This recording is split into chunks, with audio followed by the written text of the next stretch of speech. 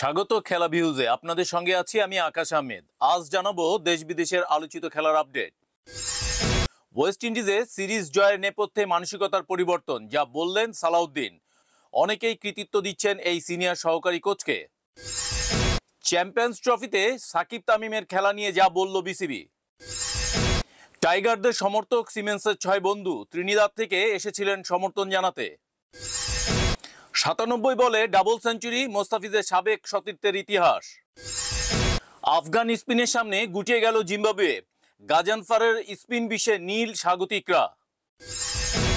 অস্ট্রেলিয়ায় সাংবাদিকদের সঙ্গে লড়াইয়ে কোহলিরা। খুলনাকে ধসিয়ে ফাইনালে ঢাকা মেট্রো। এবং ভারতকে পেছনে ফেলে দক্ষিণ এশিয়ায় সবচেয়ে দামি দল বাংলাদেশ। এসব আপডেটের বিস্তারিত জানতে খেলা ভিউজের সঙ্গেই থাকুন।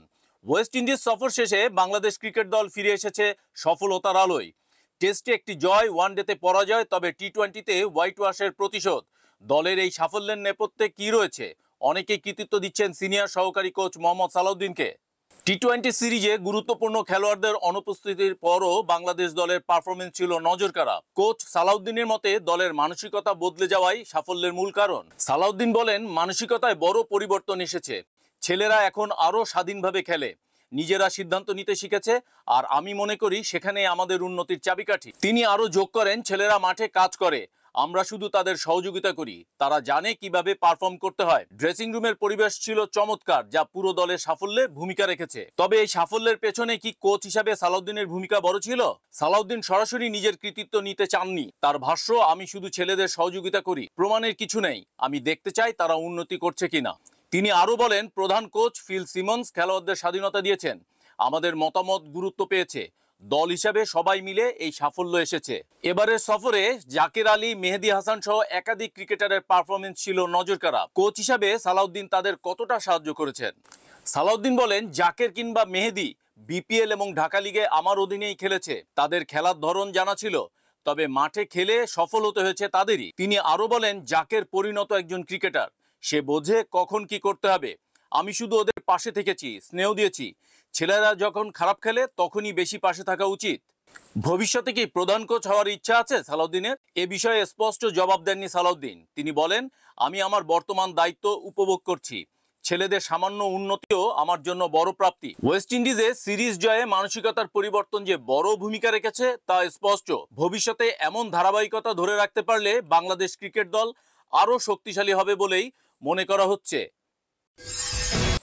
জাতীয় দলের 2 অভিজ্ঞ তারকা সাকিব আল হাসান ও তামিম ইকবালের আন্তর্জাতিক মঞ্চে ফেরা নিয়ে ক্রিকেট প্রেমীদের আগ্রহের শেষ নেই। চ্যাম্পিয়ন্স ট্রফিতে তারা খেলবেন কিনা তা নিয়ে জল্পনার অবসান ঘটালেন বিসিবি সভাপতি ফারুক আহমেদ। মিরপুরে বিসিবির বোর্ড সভা শেষে সাংবাদিকদের মুখোমুখি হন বিসিবি সভাপতি। সাকিব তামিমের খেলা নিয়ে সরাসরি কোনো বাধা নেই বলে নিশ্চিত করেছেন তিনি। ফারুক আহমেদ বলেন, সাকিবের ইস্যুটা পুরোপুরি আলাদা। ওয়েস্ট ইন্ডিজ সিরিজে সে খেলতে মানসিকভাবে প্রস্তুত ছিল না, তবে এখন পর্যন্ত তার কোনো আপডেট পায়নি। সাকিব বিপিএল খেলবে কিনা সেটাও সে নিজেই জানাবে। ওয়ানডে ফরম্যাটে অবসর না নেওয়ায় সাকিব চ্যাম্পিয়ন্স ট্রফির দলে বিবেচিত হবেন বলে জানান বিসিবি সভাপতি। তামিমের ব্যাপারে বিসিবি সভাপতির বক্তব্য পরিষ্কার। তিনি বলেন, তামিম অবসর নেয়নি, নির্বাচকরা চাইলে যে কোনো সময় তাকে দলে ফেরানো সম্ভব। ফারুক আহমেদ আরো বলেন, যদি কোনো ক্রিকেটার অবসর না নেয় তাহলে সে খেলতে অবশ্যই অ্যাভেলেবেল থাকবে। বিষয়টা নির্ভর করছে নির্বাচকদের উপর। আগামী বছরের ফেব্রুয়ারি মার্চে পাকিস্তানের মাটিতে অনুষ্ঠিত হবে চ্যাম্পিয়ন্স ট্রফি। তবে ভারত পাকিস্তানের দ্বন্দ্বের কারণে হাইব্রিড মডেলে হতে যাচ্ছে টুর্নামেন্ট। সাকিব তামিমের অভিজ্ঞতা বাংলাদেশ দলের জন্য গুরুত্বপূর্ণ। তারা খেললে দলের শক্তি যে বাড়বে তা বলার অপেক্ষা রাখে না। আপাতত বিসিবি এবং নির্বাচকদের সিদ্ধান্তের দিকেই তাকিয়ে আছেন ক্রিকেট ভক্তরা।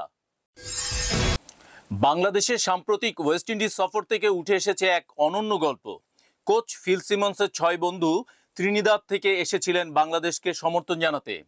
সেন্ট ভিনসেন্টের আর্নসভেল স্টেডিয়ামের পাশেই 6 জন বয়স্ক সমর্থক বাংলাদেশের জার্সি পরে 3টি টি-20 ম্যাচই উপভোগ করেন। ম্যাচ শেষে তাদের সঙ্গে দেখা করেন বাংলাদেশ দলের কোচ ফিল সিমন্স। সিমন্সের বন্ধু অ্যাশলে বলেন, আমরা ত্রিনিদাদ থেকে সিমন্সের কোচিং দেখতে এসেছি, বাংলাদেশের সাফল্য পেলে আমরাও খুশি। সিমন্সের এই 6 বন্ধু একসময় তার সঙ্গে ক্রিকেট খেলতেন, তাদের কেউ এখন কোচিং করান। তারা মনে করেন বাংলাদেশ দলে এখন তারুণ্যের আধিপত্য। অ্যাশলে বলেন, বাংলাদেশের মানুষ যেন সিমন্সকে সময় দেয়, তরুণদের নিয়ে কাজ করলে ফল আসবেই। বাংলাদেশের কোচিং স্টাফরা এখন ছুটিতে যাচ্ছেন।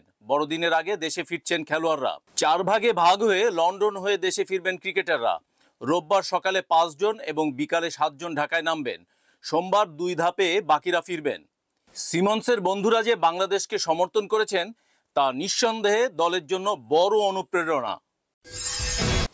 ভারতের অনূর্ধ্ব 23 স্টেট এ ট্রফিতে নজিরবিহীন এক কীর্তি গড়লেন সামির রিজভী। মাত্র 97 বলে হাঁকালেন ডাবল সেঞ্চুরি। ইতিহাস গড়লেও লিস্টে স্বীকৃতি না থাকায় কিছুটা হতাশার সুর সামিরের কণ্ঠে। ত্রিপুরার বিপক্ষে উত্তরপ্রদেশের ক্রিকেটার সামির রিজভী খেলেছেন 97 বলে 201 রানের অবিশ্বাস্য এক ইনিংস। 13টি 4 আর 20টি ছক্কায় সাজানো এই ইনিংসের সুবাদে 50 ওভারে 405 রানের পাহাড় গড়ে তোলে তার দল। ত্রিপুরা 253 রানের বেশি করতে পারেনি। 152 রানের বড় ব্যবধানে জয় পেয়েছে উত্তরপ্রদেশ। টুর্নামেন্টের 4 ম্যাচে এটি ইউপির দ্বিতীয় জয়। তবে এই ডাবল সেঞ্চুরি লিস্টে স্বীকৃতি না পাওয়ায় রেকর্ড বইয়ে জায়গা হচ্ছে না।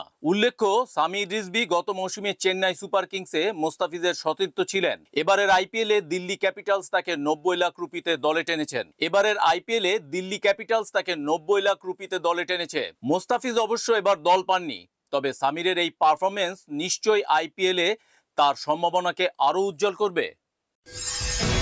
হারারে থেকে হতাশ হয়ে ফিরল জিম্বাবুয়ে। সিরিজে সমতা ফেরানোর সুযোগ থাকলেও আফগান স্পিনারের সামনে গুটিয়ে গেল স্বাগতিকরা। সিরিজের শেষ ওয়ানডেতে 8 উইকেটের জয় নিয়ে জিম্বাবুয়েকে হোয়াইট ওয়াশ করল আফগানিস্তান।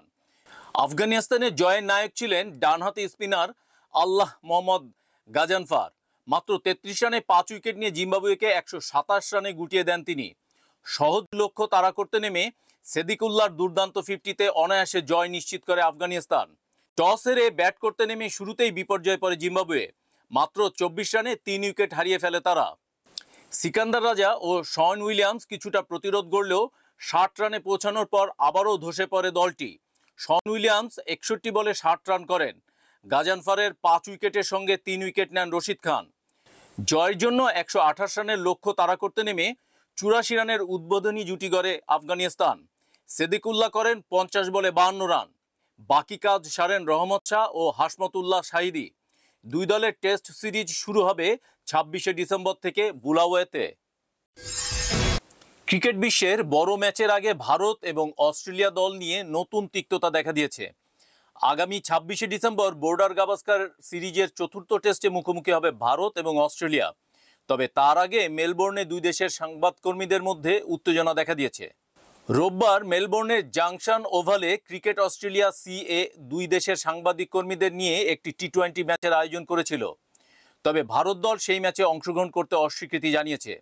তার কারণ, ভারতীয় দল বর্তমানে অস্ট্রেলিয়া মিডিয়ার সাথে মুখোমুখি অবস্থানে রয়েছে। গত শনিবার ভারতীয় অলরাউন্ডার রবীন্দ্র জাদেজা অস্ট্রেলিয়ান সাংবাদিকদের কোনো প্রশ্নই নেননি, যা নিয়ে অস্ট্রেলিয়ান গণমাধ্যমের মধ্যে হতাশা দেখা দিয়েছে। আরও এক ধাপ এগিয়ে ভারতীয় দলের পক্ষ থেকে জানানো হয়েছে যে আগামী প্রেস ম্যাচও তারা বয়কট করবে। মেলবোর্ন বিমানবন্দরে এসে এক নারী সাংবাদিকের সঙ্গে বিরাট কোহলির তর্কের ঘটনাও উস্কে দেয় এই উত্তেজনা। কোহলি অভিযোগ করেন ওই সাংবাদিক তার স্ত্রী এবং সন্তানদের ছবি তুলছিলেন, যা দেখে তিনি ক্ষুব্ধ হন। এদিকে রবীন্দ্র জাদেজা সংবাদ সম্মেলনে হিন্দি ভাষায় কথা বললেও অস্ট্রেলিয়ান সাংবাদিকদের ইংরেজি প্রশ্নের উত্তর দিতে অস্বীকৃতি জানান। ভারতের সংবাদ সম্মেলনগুলোতে গত কয়েকদিন ধরে এই ধরনের তিক্ততা বিরাজ করছে। এখন এই তিক্ততা কি বর্ডার গাভাস্কার সিরিজের চতুর্থ টেস্টে প্রভাব ফেলবে? সময়ই তা বলবে। আগামী 26শে ডিসেম্বর এই দুই দল মাঠে নামবে এবং এটি হতে চলেছে এক রোমাঞ্চকর ম্যাচ। জাতীয় ক্রিকেট লীগ এনসিএল টি-20-র দ্বিতীয় কোয়ালিফায়ারে মুখোমুখি হয়েছিল ঢাকা মেট্রো এবং খুলনা বিভাগ। 120 রানের লক্ষ্য পেয়ে খেলতে নেমেছিল খুলনা, কিন্তু তাদের ব্যাটিং বিপর্যয়ে 38 রানের জয় নিয়ে ফাইনালে জায়গা করে নিয়েছে ঢাকা মেট্রো। সিলেট আন্তর্জাতিক ক্রিকেট স্টেডিয়ামে আজকের ম্যাচে প্রথমে ব্যাটিংয়ের সিদ্ধান্ত নেন ঢাকা মেট্রো। তবে খুলনার বোলিং আক্রমণের মুখে শুরু থেকেই চাপে ছিল তারা। 10 ব্যাটারের মধ্যে মাত্র 3 জন 2 অঙ্কের রান করতে সক্ষম হন। এর মধ্যে একমাত্র অধিনায়ক নাইম শেখের 53 বলে 57 রানের ইনিংস ছিল উল্লেখযোগ্য। নাইমের 50-তে দলটি 20 ওভারে 8 উইকেটে 119 রান সংগ্রহ করে। খুলনার পক্ষে সমান দুটি করে উইকেট নেন মাসুম খান, পারভেজ জীবন ও মেহেদী হাসান। কিন্তু ছোট লক্ষ্য পেয়ে খুলনা যে ব্যাটিং বিপর্যয়ের শিকার হবে তা ছিল অবিসম্ভাবী। প্রথম ওভারেই তারা হারায় 2 উইকেট। এরপরই আরও এক ধাক্কা, মিঠুন রান আউট হয়ে যান। ঢাকা মেট্রোর স্পিনার রাকিবুল হাসান, মোসাদ্দেক হোসেন এবং সৈকত আলী মিলে খুলনাকে 17.4 ওভারে 81 রানে অল আউট করে দেয়। শেষ পর্যন্ত 38 রানে জয় নিয়ে ঢাকা মেট্রো পৌঁছেছে এনসিএল টি-20 ফাইনালে। তাদের প্রতিপক্ষ হবে রংপুর। ফাইনাল ম্যাচ আগামী 24 ডিসেম্বর সিলেট স্টেডিয়ামে অনুষ্ঠিত হবে। ফুটবলের বিশ্বে এক নতুন ইতিহাস সৃষ্টি করেছে বাংলাদেশ। ট্রান্সফার মার্কেটের সাম্প্রতিক পরিসংখ্যান অনুযায়ী দক্ষিণ এশিয়ার সবচেয়ে দামি ফুটবল দল হিসাবে ভারতকে ছাড়িয়ে শীর্ষে উঠে এসেছে বাংলাদেশ। ফুটবলারদের দলবদলের বাজার বিশ্লেষণকারী ওয়েবসাইট ট্রান্সফার মার্কেটের তথ্য অনুযায়ী এই উত্তরণ সম্ভব হয়েছে লেস্টার সিটির বাংলাদেশি বংশোদ্ভূত ফুটবলার হামজা চৌধুরীকে জাতীয় দলে অন্তর্ভুক্ত করার মাধ্যমে। ইংলিশ প্রিমিয়ার লিগে খেলা হামজা দীর্ঘদিন পর বাংলাদেশ জাতীয় দলের জার্সি পরার অনুমতি পান ফিফা থেকে, যা বাংলাদেশ ফুটবল ইতিহাসে একটি বড় অর্জন। হামজার মাঠে নামার পর বাংলাদেশ দলটির বাজার মূল্য এখন $7.55 মিলিয়ন পৌঁছেছে। এর ফলে দক্ষিণ এশিয়ায় সবচেয়ে দামি ফুটবল দল হিসেবে ভারতের $5.86 মিলিয়ন ছাড়িয়ে বাংলাদেশ শীর্ষে অবস্থান করছে। হামজা চৌধুরীর একক বাজার মূল্যই $4.50 মিলিয়ন, যা পুরো বাংলাদেশ জাতীয় দলের মূল্যকেও ছাড়িয়ে গেছে। এর আগে বাংলাদেশ জাতীয় দলের পুরো বাজার মূল্য ছিল $3.05 মিলিয়ন। এখন বাংলাদেশ দক্ষিণ এশিয়ার সবচেয়ে দামি দল হিসাবে অবস্থান করছে। বাংলাদেশের ফুটবল প্রেমীরা এখন হামজার মাঠে নামার অপেক্ষায় রয়েছেন এবং তার যোগদান দেশের ফুটবলকে এক নতুন উচ্চতায় নিয়ে যেতে পারে। এই ছিল এখনকার মতো। খেলার আরো আপডেট জানতে চোখ রাখুন অফ স্পোর্টসের ফেসবুক পেজে এবং সাবস্ক্রাইব করুন অফ স্পোর্টসের ইউটিউব চ্যানেলে। অফ স্পোর্টসের সাথেই থাকুন।